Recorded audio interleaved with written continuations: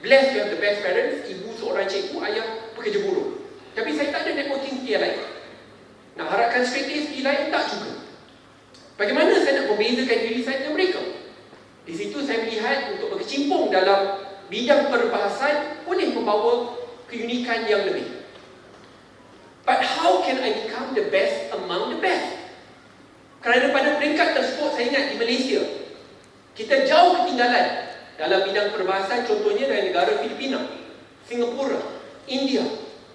Banyak lagi yang lain jauh terhadapan dengan pembahas-pembahas di Malaysia. Maksud dalam bahasa Inggeris, that's for me. Kenapa saya kata perkataan obses ini sangat penting? But I knew what I want. I knew where I wanted to go. But I needed to have the obsession.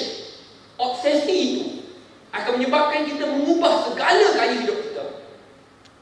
Adaptasi kepada gaya hidup yang baru. Merancang dengan baik. Ada disiplin yang luar biasa untuk kita capai kejayaan tersebut. And that's what I did. Saya ingat kalau kalian ada jumpa pencara-pencara saya pada masa itu. I was so obsessed. Saya ingat sebelum saya masuk ke universiti, dia peringkat asasi. Tapi saya tidak dibenarkan untuk berlatih dengan pelajar-pelajar undergrad yang jauh lebih tua daripada saya. Tapi saya tahu, for me to be the best, I need to train with the best yang jauh lebih tua daripada saya. Saya masuk di CFS, di Petaling Jaya. The best of the best, maksud dia berbahas di Gombak. Setiap malam tanpa gagal, benda baik ikut, benda tak baik dia ikut. Saya letak disclaimer dululah.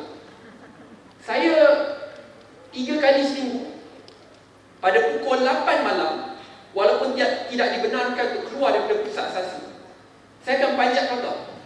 Orang lain panjat pagar buat kerja bukan-bukan. Saya panjat pagar kerana saya akan naik kereta trainer saya yang bawa ke Gombak untuk saya berlatih dengan senior di sana. Tak ada buat kerja bukan-bukan. Habis, balik semula, panjat balik masuk. 3 times a week, tanpa gagal. Bila masa anak-anak atau bila masa kawan-kawan saya pergi cuti sel, masa tu dia dah tutup kampus-kampus. Saya seorang saja duduk kampus, elektrik tak ada. Air mesti ada, dia tak putus saya, dia tutup elektrik. Orang cakap, oh ni dulu hospital dah hantu. Dia cakap, tak apalah, saya tak takut hantu. Saya lagi takut kalau saya terbelakang dibandingkan dengan yang lain. I stay alone dekat Mahala, dia panggil Mahala lah kampus. Makan, saya kena lompat pagar balik, makan kat luar, masuk balik. Supaya saya dapat berlatih. Tak pernah miss sehari pun. Dalam tempoh masa singkat, universiti saya dengan tim saya dapat tawan Asia dan setelah itu ke peringkat dunia.